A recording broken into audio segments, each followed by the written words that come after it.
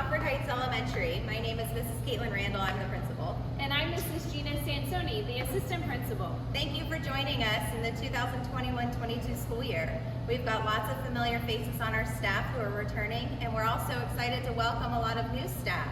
In addition to the new staff, I know we've got new families who are joining us this year as well, so thank you for coming on this journey with us. For our students who are already here, welcome back. I can't wait to see you again. MHE is a Title I school, which means we receive federal funds for our students. So I hope that you stay tuned for the rest of this video so that your student and the rest of your family feels prepared for this upcoming school year. One of our goals at Montford Heights this year is to make sure that our families have every opportunity to communicate and that we are up to date on our collaboration models here with our families. The first thing I want to introduce you to is our parent portal. It's through Padlet. It's a website that's truly a hub that has information from the district, from our school, past newsletters that are sent out, schedules, events that are coming up, and access to communicate with our PTA as well. Most of these things you can find somewhere else, but it's really a one-stop shop for our families to try and save you some time looking for important information you may need. In addition to Padlet, we will send out text messages, phone calls, and emails that come from either the district or Montford Heights office. You'll see a monthly newsletter come from the office as well. We encourage you to reach out to your teachers via phone and by email if you need to get a hold of them. Over the summer, you should have received mail that had a welcome letter from your child's teacher and some information from the office. If you haven't had a chance to do so yet, we ask that you use that QR code to answer the 3-question survey about having a sense of belonging at Montford Heights. We truly value that our families feel connected, and if there's something we're missing, we really do appreciate that feedback so we can be the best school we can be for your child and all of their individual needs. Speaking of feeling connected, we invite you to join our PTA. This will give you a chance to get connected and be involved with after-school activities and events that happen here around Montford Heights. They will have an informational booth at Open House. We are excited that this school year we are launching our PBIS. PBIS stands for Positive Behavior Intervention Supports. Our motto here at Montford Heights is that we take care of ourselves, others, and MHE.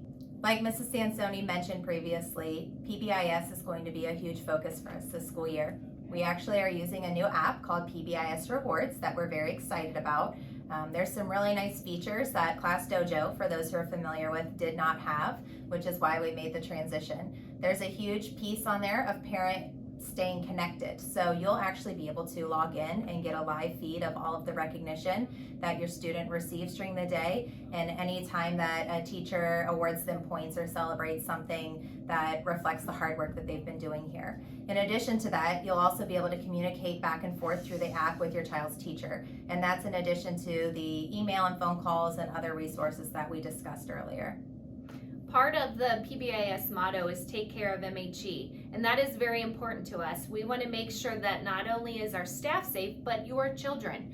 So we are going to ensure that not only are their academics to a high standard, but their social emotional learning as well, which brings us to our COVID protocols that we have this school year. Yep. So I know that there's a lot of things that are up in the air, and there are some very specific action steps that we were taking the previous school year.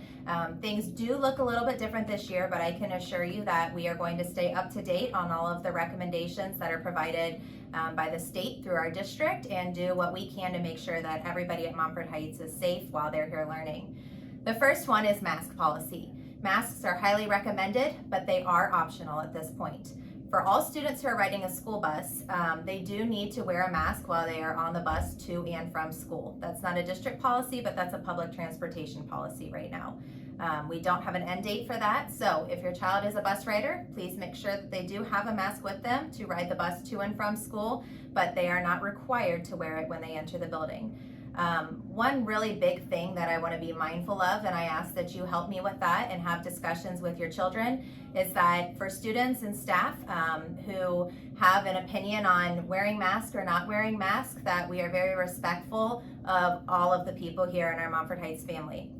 If students or family members or staff members choose to enter our building and have a mask on, we want you to feel comfortable and respected, and make sure that we can do anything we can to support you and any concerns you have about your own health and safety. One thing that I want to make sure I kind of clarify with you is that if you want your child to have a mask on here during the school day, we will do our best to provide them reminders during the day, but there won't be any discipline or any negative feedback that comes if a child does not have a mask on from any of our staff here. And we ask that if it's something that you have a priority for, that you work on those discussions in your household and just make sure you keep us up to date on anything that is a concern for your family so we can support you the best we can. The next is social distancing. We're going to do our best to stay, at least 3 to 6 feet apart, but there are many times of the day where we can't guarantee that's going to happen. For example, we really want to focus on opportunities to collaborate in the classroom and make sure that our students are having those discussions while they're learning with their peers, which requires them to come a little bit closer together. They'll also be engaging close to each other during lunch and some other times during our school day. Our water fountains have new systems built in the top of them for our students to fill their water bottles up, so they won't be able to drink out of it without a water bottle. Please make sure that you have one of those for your child every day so they're able to refill that. We will continue to offer water bottles for purchase in the cafeteria this year. We're excited that we can still have volunteers coming in our building. However, at the same time, we're going to create opportunities for family members who want to stay involved but don't feel comfortable coming into the building. So if your child has an IEP or any other plan that invites you or requires you to come into the building for a meeting, we will make all of those optional for you to do it virtually, similar to the way we did it last year. And that'll be a case-by-case discussion on what works best for the family members. In addition to meetings, our conference nights, which we always offer 4 times a year, we can either do those virtual or in person for you. So you'll see more information coming about the actual schedule and logistics of that when it gets a little bit closer to October when we start looking at conferences. One final thing is quarantine. So I know some students got quarantined multiple times last year, and we had some students who didn't get quarantined at all. There will still be quarantine procedures this school year, and that is for students who are within 6 feet of each other for at least 15 minutes with no masks on. So we ask for your patience and understanding if there's a day where you get that phone call. Hopefully it doesn't happen for any of our families and we're able to kind of avoid that piece of our COVID procedures, but it is something that still is in place. We are excited to announce that students will be traveling to specials again. We have 5 specials. They go to 1 each day. We have library, technology, PE, art, and music. In addition to another exciting thing is that students will be able to enjoy our full playground at recess this year. Students will have, however, what is a little bit different is that we will only have 2 to 3 classrooms at a time instead of the full grade level.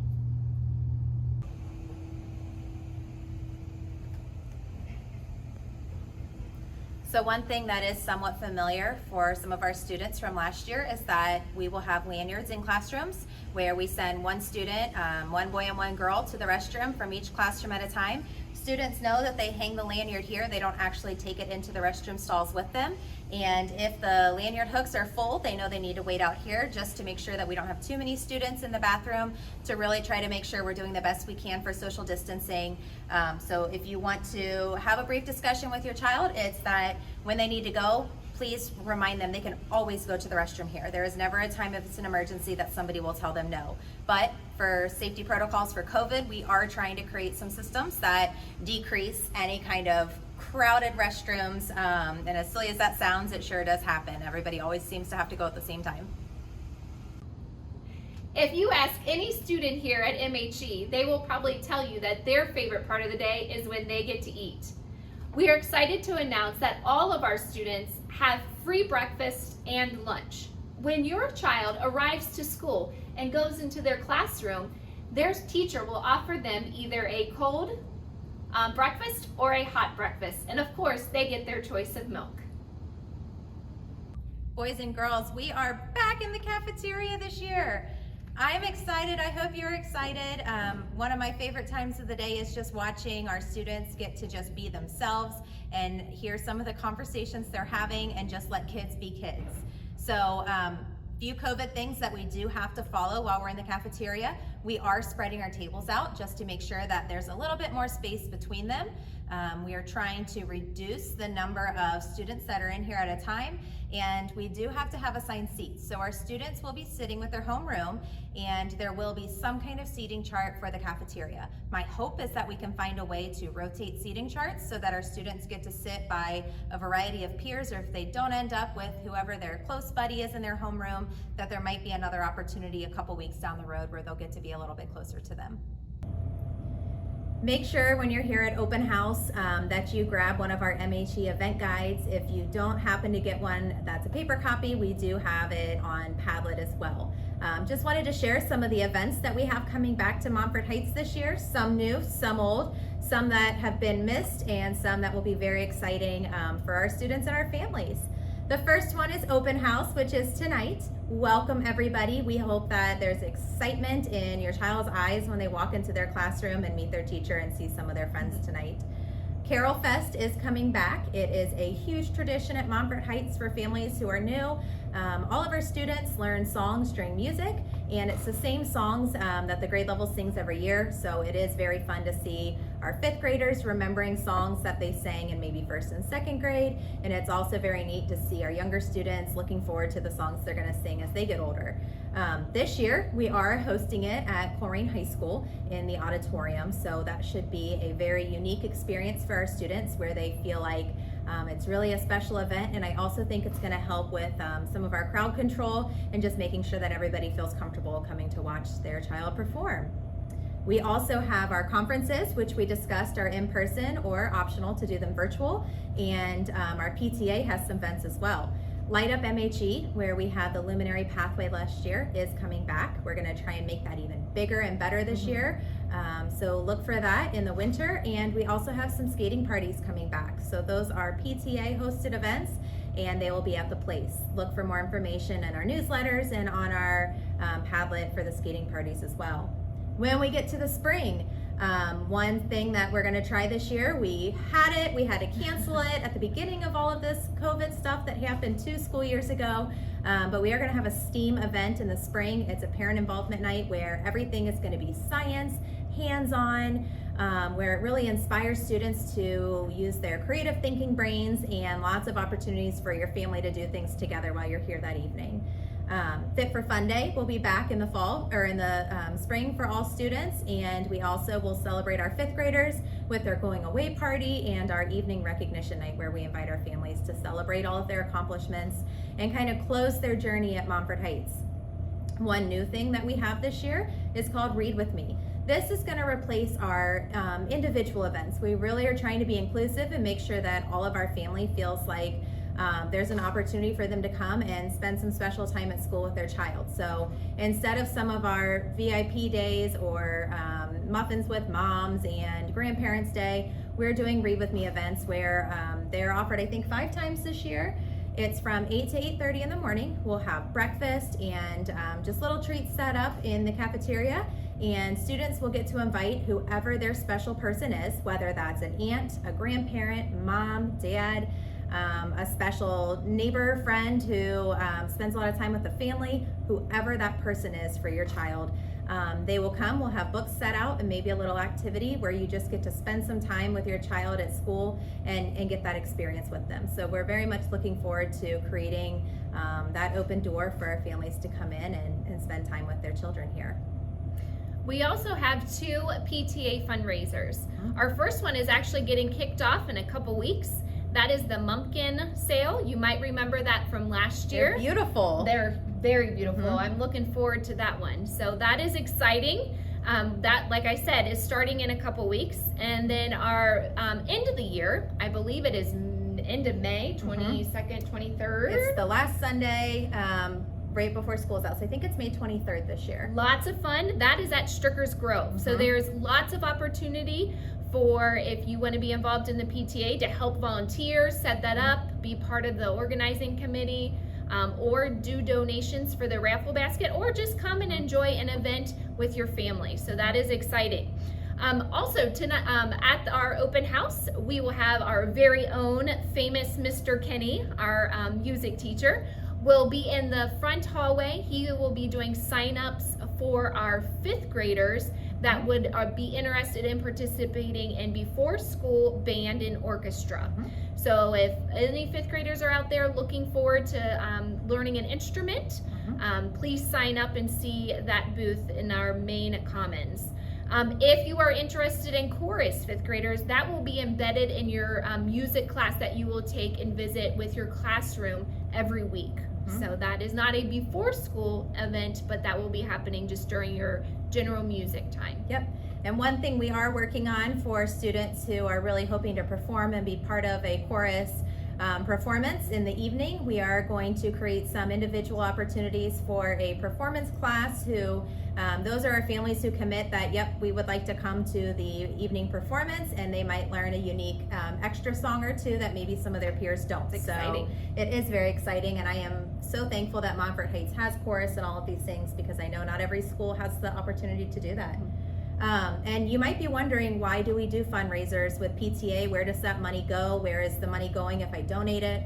Our teachers do get a set amount of money every year that supports things in their classrooms. And I know that they are very thankful and fortunate that our PTA is able to do that, which comes directly from you, our family members.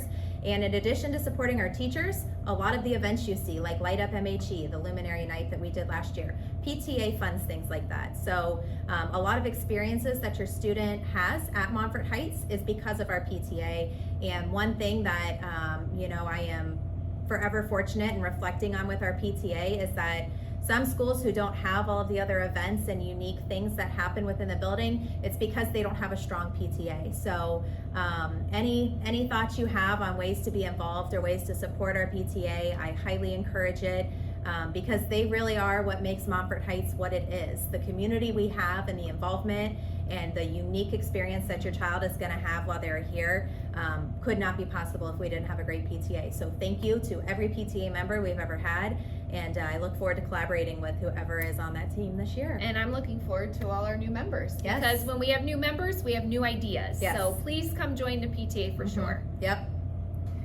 All right, boys and girls, one thing that we are extremely anxious about and ready to kind of see unfold is our mystery school transformation. So the last 2 years, whatever the closest Friday is to October 31st, the traditional Halloween parties that we used to do, 2 years ago, we did a Healing Through Literacy where the whole school was transformed into a hospital.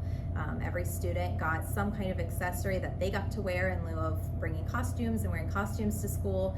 Every staff member, 100% of them, dressed up to participate in that as well. And the eyes and the magic that our students just walking in the building in total shock was, it was just something special. And it was a full day of new experiences and truly just a whole new way of learning, which took us to year 2, where we had under construction a new way of learning. And again, we had 100% staff participation and dressing up in some kind of construction gear, and we had a very hands-on day of learning for our students again. So our committee has not decided what our theme is again this year, but it will be a surprise. So we are looking forward to that and kind of what comes with that. So boys and girls, if you have any ideas of what this school could turn into, make sure you tell your teacher, come find myself or Mrs. Sansoni, because now is the time that the planning is starting, and it's got to be bigger and better than the last 2 years. So I don't know, maybe there'll be an elephant in the main hallway when you get here. Oh my goodness. I hope not. So if you are interested in helping with any school-wide events, please go down and see the PTA and sign up, because like Mrs. Randall said earlier, they are a huge contributor on making those kinds of days fun and possible. Yep. In just a few days, we're going to have buses arriving in our parking lot and students entering our buildings by being dropped off. We are so excited. I want to talk about arrival procedures. I want to emphasize that please, please, please, parents, I know that you're in a hurry to get to work in the mornings, but our doors do not open and our staff do not supervise outdoors until 8:30. So please make sure that if you need to get to work, that you do not drop off students until that 8:30 time when we open our doors.